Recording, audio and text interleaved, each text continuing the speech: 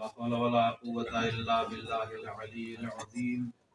أعوذ بالله من الشيطان الرجيم. بسم الله الرحمن الرحيم.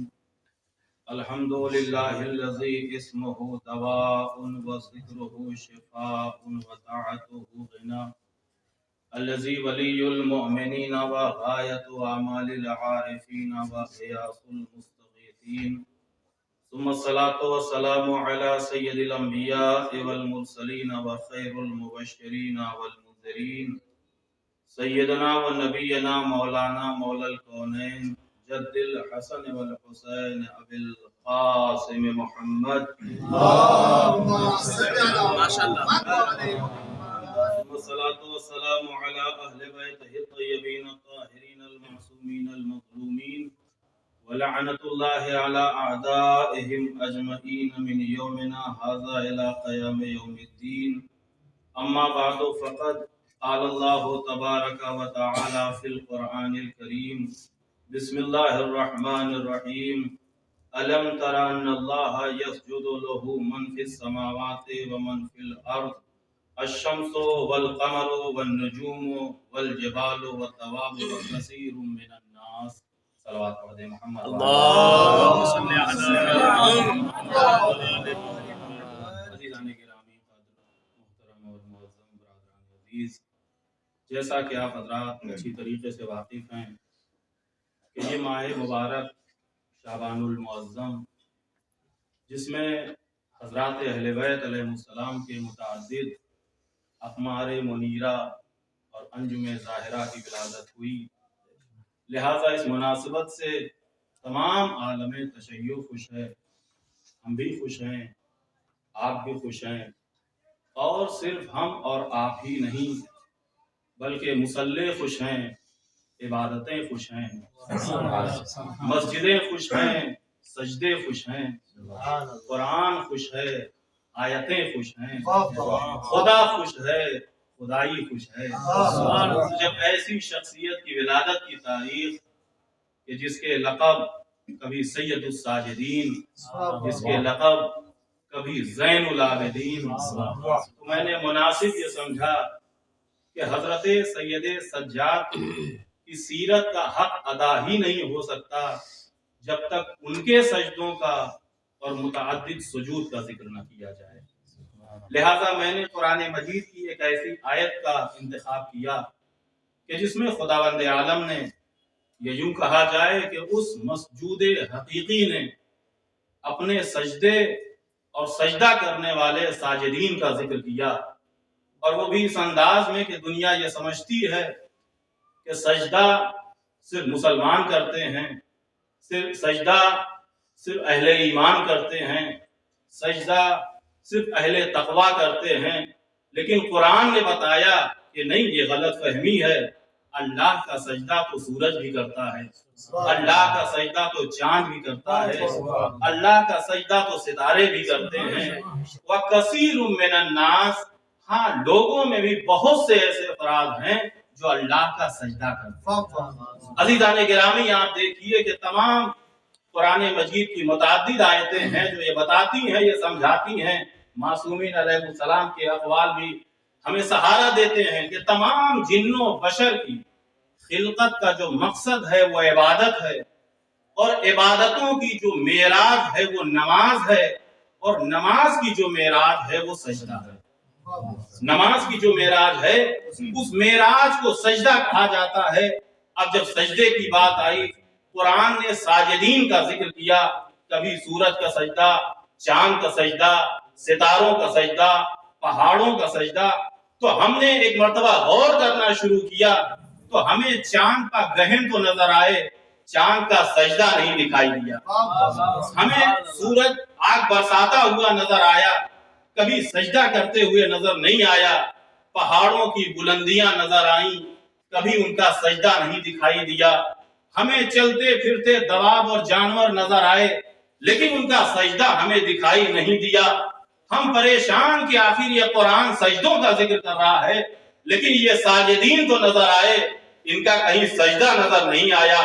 مفسرین کی طرف رجوع کیا تو مفسرین نے کہا کہ آپ غلط فہمی میں ہیں، سجدے کا مطلب یہی نہیں کہ پیشانی کو زمین پر رکھ دیا جائے. سجدے کی دو قسم ہوتی ہے. کبھی یہ سجدہ تکوینی سجدہ ہوتا ہے, کبھی یہ سجدہ تشریعی سجدہ ہوتا ہے. جتنے بھی کائنات کے ذرات ہیں ان کے اندر ایک خاص قسم کا شعور پایا جاتا ہے کہ جس کی وجہ سے زبان حال میں یہ ذرات سجدہ کرتے ہیں, اور اسی زبان حال سے کیے جانے والے سجدے کو سجدہ تکوینی کہا جاتا ہے. لیکن جو معرفت رکھنے والے ہیں, شعور رکھنے والے جن و بشر ہیں, یہ شعور کے ساتھ سجدہ کرتے ہیں. اس سجدے کو سجدہ تشریع کہا جاتا ہے. صلوات پڑھ دے محمد والے. اللہ نے اسی آیت کریمہ میں دونوں ساجدین کا ذکر کیا, دونوں سجدے کا ذکر کیا. سجدہ تکوینی کیا ہے, سجدہ تشریع کیا ہے, اور فخر میں خداوند عالم نے کہا کیا تم غور نہیں کرتے, کیا تم دیکھتے نہیں یہ جتنی مخلوقات ہیں سب کے سب اللہ کا سجدہ کرتی ہیں. یہ اور بات ہے کہ تمہاری نگاہیں کوتاہ ہیں, تم ساجدین کو تو دیکھ رہے ہو, ان کے سجدوں کو نہیں دیکھ رہے ہو. تم ان ساجدین کو ملاحظہ کر رہے ہو لیکن ان کے سجدوں کو تم نہیں سمجھ پا رہے ہو. اور عزیزان گرامی, آپ سجدوں کی بات کیجئے تو میں بہت مختصر سے لفظوں میں اپنی گفتگو کو تمام کروں گا. سجدہ کا جتنی بھی عبادتیں ہیں یہ ساری کی ساری عبادتیں اللہ کا قرب حاصل کرنے کے لیے, تقرب الہی حاصل کرنے کا بہترین ذریعہ ہے.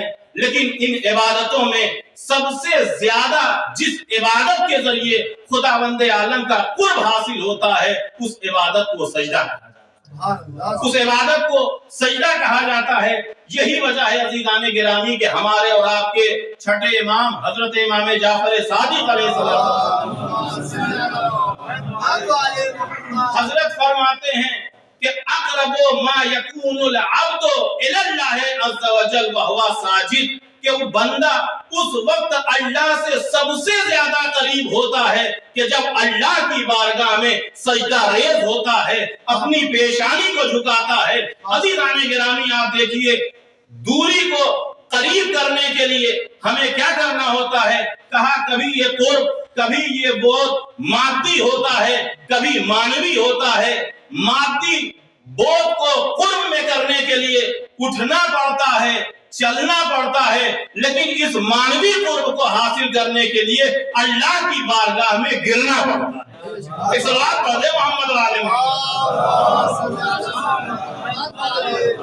اللہ کی بارگاہ میں گرنا پڑتا ہے. تو امام نے فرمایا کہ بندہ اس وقت سب سے زیادہ اللہ سے قریب ہوتا ہے جب وہ سجدے کی حالت میں ہوتا ہے. یہی وجہ ہے کہ جب صادق آل محمد نے سجدے کی فضیلت, سجدے کی اہمیت, سجدے کی عظمت کو بیان فرمایا تو پوچھنے والے نے پوچھا کہ مولا کیا ہم سجدے کی حالت میں اللہ سے کچھ مانگ سکتے ہیں, اللہ سے کچھ طلب کر سکتے ہیں؟ تو اس وقت امام صادق علیہ السلام نے فرمایا ہاں مانگو, دنیا بھی مانگو, آخرت بھی مانگو, اس لیے کہ یہ بندہ اپنے رب سے, یہ مملوک اپنے مالک سے سب سے زیادہ قریب ہوتا ہے جب سجدے کی حالت میں ہوتا ہے. اس کا مطلب یہ ہے عزیزان گرامی کہ جہاں سجدہ تقرب الہی حاصل کرنے کا ذریعہ ہوتا ہے وہیں پر یہ سجدہ اللہ سے مانگنے کے لیے بہترین وقت ہوتا ہے. ایک اور صلوات پڑھ دے محمد والے محمد. بہترین وقت ہوتا ہے کہ جب انسان اللہ کی بارگاہ میں سجدہ ریز ہو. یہی وجہ ہے عزیزان گرامی کہ ہمارے جتنے بھی ائمہ اہل بیت علیہ السلام ہیں ان کی عبادتیں کیا کہنا, ان کا تقویٰ کیا کہنا, ان کی اطاعتیں کیا کہنا, لیکن جب سجدے کی بات آتی ہے تو سجدے کی ایک خاص کیفیت نظر آتی ہے. چاہے وہ پیغمبر اسلام کا سجدہ ہو, چاہے مولا علی کا سجدہ ہو, چاہے جناب سیدہ کا سجدہ ہو, چاہے امام حسن مجتبیٰ کا سجدہ ہو, چاہے شاہ کربلا سید الشہداء کا سجدہ ہو, اور چاہے سید الساجدین امام زین العابدین کا سجدہ ہو. یہ سارے سجدے اپنی جگہ پر ان کا ایک مقام ہے, اپنی ایک حیثیت ہے. یہی وجہ ہے کہ چوتھے امام کو سجاد کا لقب دیا گیا. یہ چوتھے امام کو سجاد کیوں کہا گیا آپ اچھی طریقے سے واقف ہیں. بھائی امام کا یہ لقب سجاد کیوں پڑا, میں بیان کروں کوئی اور بیان کرے، اپنے احساسات ہو سکتے ہیں، اپنی عقیدتیں ہو سکتی ہیں، اپنی فکریں ہو سکتی ہیں، لیکن اگر امام کے لقب کی تشریح کوئی امام کرے تو نہ جذبات وہاں پہ ہوں گے، نہ عقیدتیں وہاں پہ ہوں گی، وہی کچھ ہوگا جو حقیقت کے مطابق ہوگا، وہی کچھ ہوگا کہ جو حقیقت کے عین مطابق ہوگا۔ جب پانچویں امام حضرت امام محمد باقر علیہ السلام، مولا یہ بابا کو سجاد کیوں کہا گیا، سجدے کی کیفیت کیا ہے، سجدے کی حالت کیا ہے؟ تو امام نے فرمایا کہ میرے بابا کے سجدے کا انداز یہ تھا کہ جب بھی اللہ کی کسی نعمت کو یاد کرتے تھے میرے بابا سجدہ کرتے تھے، جب بھی دو مومنین کے درمیان میں اگر نزاع ہو جائے صلح و سلامتی کراتے تھے میرے بابا سجدہ کرتے تھے۔ قرآن مجید کی آیتیں جن پہ سجدہ واجب ہے وہ تو ہے ہی، میرے بابا جب قرآن مجید کی تلاوت کرتے تھے، تلاوت کرتے کرتے جہاں کہیں بھی ذکر سجدہ آتا تھا میرے بابا سجدہ کرتے تھے۔ اس کے بعد حضرت نے فرمایا کہ جب بھی اللہ میرے بابا سے کسی مصیبت، کسی مشکل، کسی پریشانی کو دور کرتا تھا میرے بابا اللہ کا سجدہ کرتے تھے۔ پھر پانچویں منزل پہ فرمایا کہ جب بھی میرے بابا اپنے کسی واجب سے فارغ ہوتے تھے تو شکر کے طور پہ اللہ کا سجدہ کیا کرتے تھے۔ تو عزیزان گرامی، روایت تمام ہو گئی، بات تمام ہو گئی، لیکن سیرت امام سید سجاد پڑھنے کے بعد بھائی ہمیں تو بھی کچھ لینا چاہیے، صرف جو سنانے اور سننے کے لیے نہیں، یہ تو عمل کرنے کی بات ہے۔ تو ہمارے لیے بھی لازم ہے کہ جب بھی کسی نعمت کو محسوس کریں سیرت سید سجاد پر عمل کرتے ہوئے سجدہ کریں، جب بھی لوگوں کے درمیان صلح کرائیں ہم کو بھی چاہیے کہ سجدہ کریں، جب بھی تلاوت قرآن کرتے کرتے ذکر سجدہ آئے ہم سجدہ کریں، جب عبادتوں سے فارغ ہو جائیں ہم سجدہ کریں۔ یقیناً ان تمام سجود کے بعد ہم سید سجاد نہیں کہلا سکتے لیکن غلام سید سجاد ضرور کہلا سکتے، غلام سید سجاد ہم ضرور کہلا سکتے ہیں۔ تو یہ متعدد مقامات کے اوپر سجدہ، اب یہاں پہ میں ایک جملہ کہہ سکتا ہوں کہ بہانہ کر کر کے سجدوں کو چھوڑنے والے اور ہوتے ہیں، بہانے سے اللہ کی بارگاہ میں سجدہ کرنے والے اور بہانے سے اللہ کی بارگاہ میں سجدہ ریز ہونے والے اور ہیں۔ اور عزیزان گرامی دوسری بات آپ دیکھیے کہ سجدہ جب کوئی بندہ کثرت کے ساتھ سجدہ کرتا ہے تو اس کی پیشانی پر یہ نور ساطع ہوتا ہے، نشان سجدہ ظاہر ہو جاتا ہے۔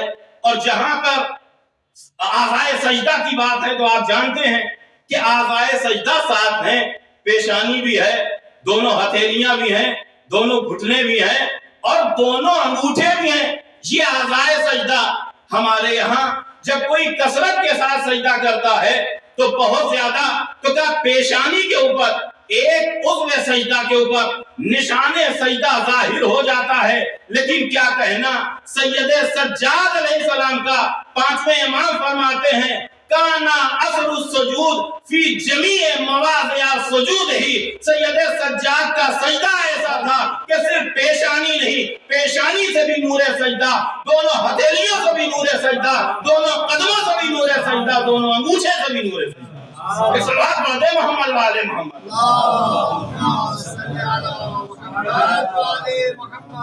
یہی وجہ ہے، اب امام فرماتے ہیں فَلِذَلِكَ سُمِّيَ السَّجَّادُ، میرے بابا کو یہی وہ وجہ ہے کہ جس کی وجہ سے سجاد کہا گیا۔ اور یہ سجدہ، یہ عبادتیں، بھئی آخری جملہ گفتگو تمام ہو گئی کہ سجاد امام زین العابدین عموماً ہمارے یہاں کیا ہے، تا کوئی مالدار بہت زیادہ، دولت مند بہت زیادہ عبادتوں سے دور چلا گیا، یا مصیبتیں بہت زیادہ تو عبادتوں کا دامن چھوٹ گیا۔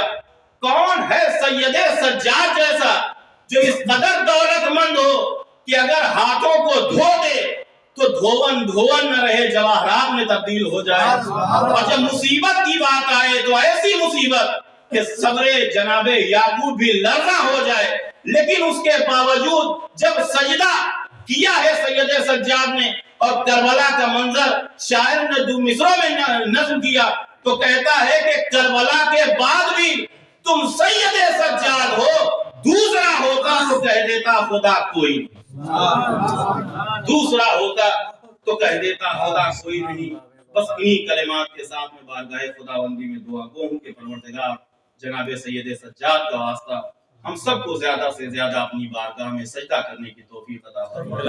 معبود تجھے امام زین العابدین علیہ السلام کا واسطہ ہم سب کو جو ہے لذت عبادت عطا فرما۔